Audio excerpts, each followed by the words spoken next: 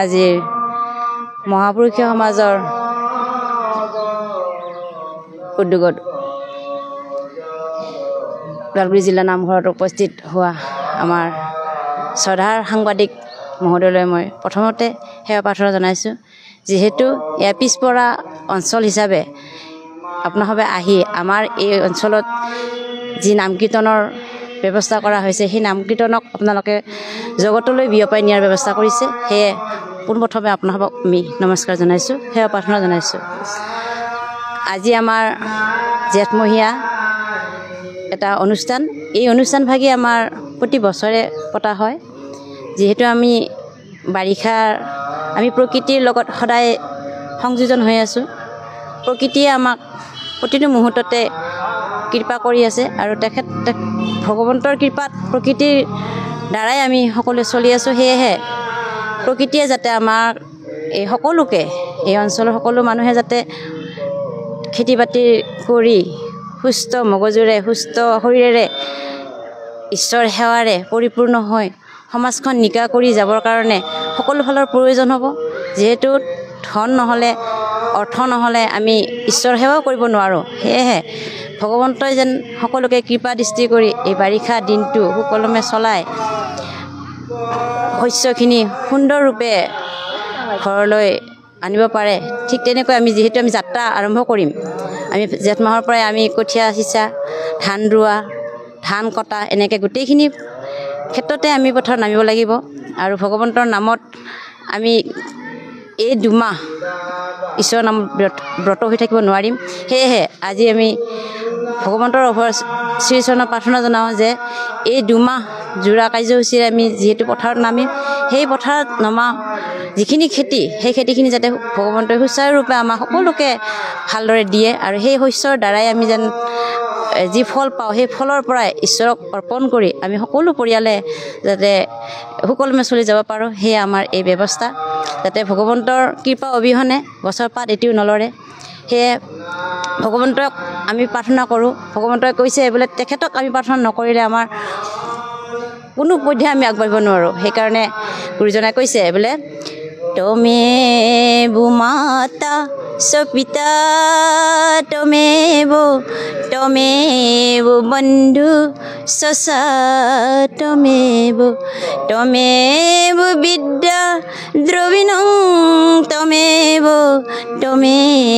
সর্বম মম দেব দেবা তমেব সর্বম মম দেব দেবা। ভগৱন্তই যি কৰিব সেই সত্য। ভগৱন্তৰ বাহিৰে আমাৰ পৃথিৱীত কোনোৱেই নাই। এই জগতৰ গুৰু শ্ৰীমন্ত শংকৰদেৱ গুৰুজনাই আমাক শ্ৰীকৃষ্ণক চিনাই দিলে আৰু শ্ৰীকৃষ্ণই আমাৰ সকলো জীৱৰ ভিতৰতে অন্তৰ্যামী ৰূপে, ব্যাপক স্বৰূপে চলাই আছে। আৰু সেইজনা গুৰুৰ শ্ৰীচৰণত আমি সদায় প্ৰাৰ্থনা জনাওঁ আৰু যাতে সকলোৱে সুখী হওক, সকলোৱে আনন্দিত হওক, সেই আশাৰে আমি আজি অনুষ্ঠানভাগি। গতিকে ভগৱন্তই যেন সকলোকে সুখী কৰে। এই জগতত যিমানবোৰ জীৱ আছে, যিমানবোৰ পৃথিৱীত খেতিয়ক বা এই পৃথিৱীৰ খেতিয়কসকলে যাতে সকলোৱে সুস্থ মগজুৰে, সুস্থ জ্ঞানেৰে এই খেতি বাতিত আগবাঢ়িব পাৰে। সেইবাবে আমি সকলোৰে ওচৰত প্ৰাৰ্থনা জনাইছোঁ, সকলোৱে যাতে সুখ হওক। সেয়ে আমি সকলোৰে হৈ প্ৰাৰ্থনা জনাই আমাৰ ক'বলগীয়াখিনি এৰিব বিচাৰিছোঁ, যাতে ভগৱন্তই সকলোকে কৃপা দৃষ্টি কৰে। সৰ্বে ভৱন্তু সুখিনঃ সৰ্বে সন্তু নিৰাময়াঃ সৰ্বে ভদ্ৰাণি পশ্যন্তু মা কৰ্ষিত দুঃখ ভবেত। ওম শান্তি শান্তি শান্তি। ধন্যবাদ আপোনাৰ সকলোকে সকলোৰে শ্ৰীচৰণত আমি সেৱা প্ৰাৰ্থনা জনাইছোঁ। কৃষ্ণ কৃষ্ণ। শংকৰ শ্ৰদ্ধাৰ আমাৰ ওদালগুৰি জিলা মহাপুৰুষীয় সমাজ তথা আজি কেন্দ্ৰীয় নামঘৰ প্ৰাংগণত আমাৰ বিশিষ্ট আমাৰ জিলাৰ সভাপতি সম্পাদক প্ৰমুখ্যে আমাৰ জিলা মাতৃমঞ্চৰ সভানেত্ৰী সম্পাদিকা প্ৰমুখ্যে আইসকল বাপ বান্ধৱসকল উপস্থিত আছে। আজি এই ওদালগুৰি মহাপুৰুষীয়া সমাজৰ কেন্দ্ৰীয় নামঘৰত আমি আজি এটা উদ্দেশ্য লৈ ইয়াত নামঘৰ প্ৰাংগণত সমবেত হৈ কাৰ্যসূচী ৰূপায়ণ কৰিব বিচাৰিছোঁ। কাৰণ যিহেতু আমি এই কাৰ্যসূচী হিচাপে হাতত লোৱা হৈছে যে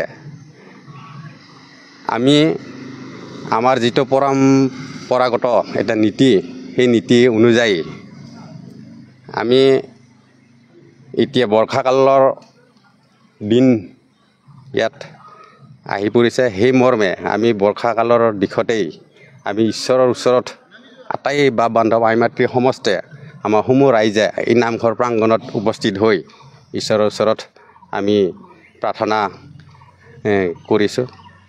কৰোঁ হওক। কাৰণ আমি বৰ্ষাকালৰ অৱস্থাত আমি সমূহ ৰাইজে এই খেতিপথাৰত কৰ্মৰত হৈ যাতে এই খেতিৰ যিটো কৰ্মৰ ফলৰ দিশত আমি ফলাফল পাবৰ কাৰণে আমি ঈশ্বৰৰ ওচৰত প্ৰাৰ্থনা জনাওঁ, যাতে ঈশ্বৰে এই খেতিৰ দিশত আমাক সফলতা অৰ্জন কৰিবৰ কাৰণে সক্ষম শক্তি দিয়ে। এইখিনি আমি আশা ঈশ্বৰৰ ওচৰত, তেওঁৰ ইচ্ছাতে আমি আটাইখিনি আশা আকাংক্ষা। আৰু লগতে মই এইখিনিতে সমূহ ৰাইজক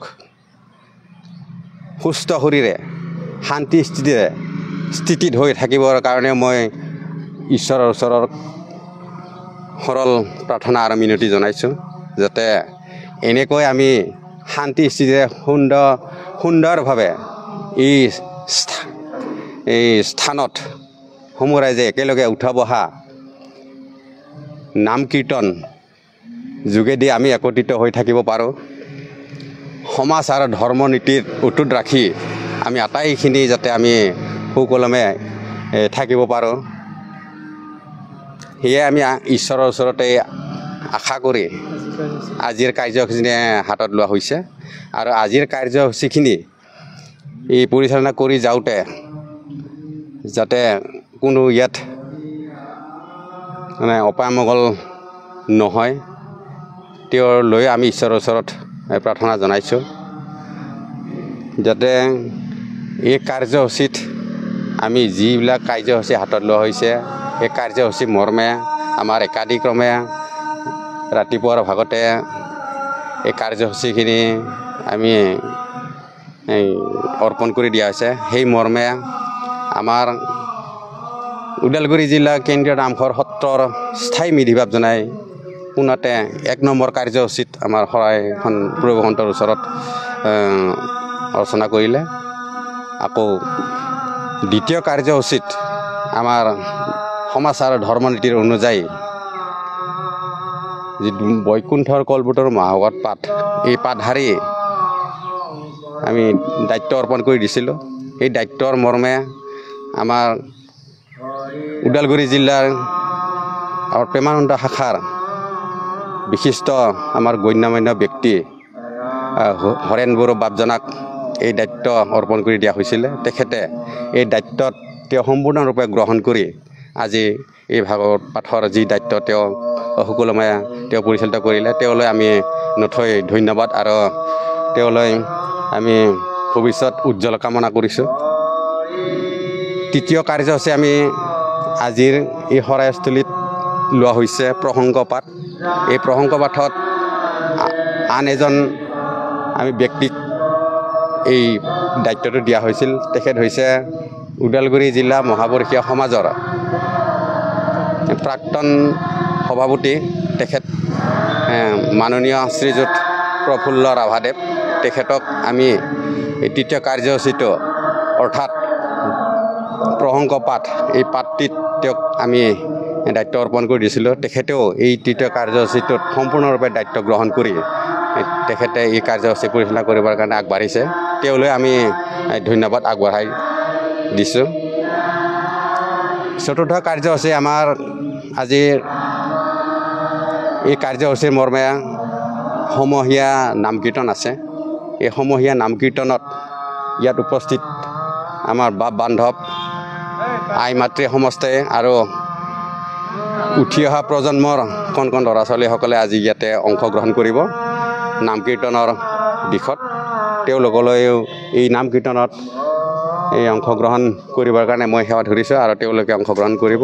আৰু সৰ্বশেষত আমি ইয়াতে বাপ বান্ধৱসকলে গীতৰ কিছু ইয়াত পৰিৱেশন হ'ব। তেওঁলোকে বাপ বান্ধৱসকলে পৰিৱেশন কৰিব। এই কাৰ্যসূচীটো ৰখা হৈছে।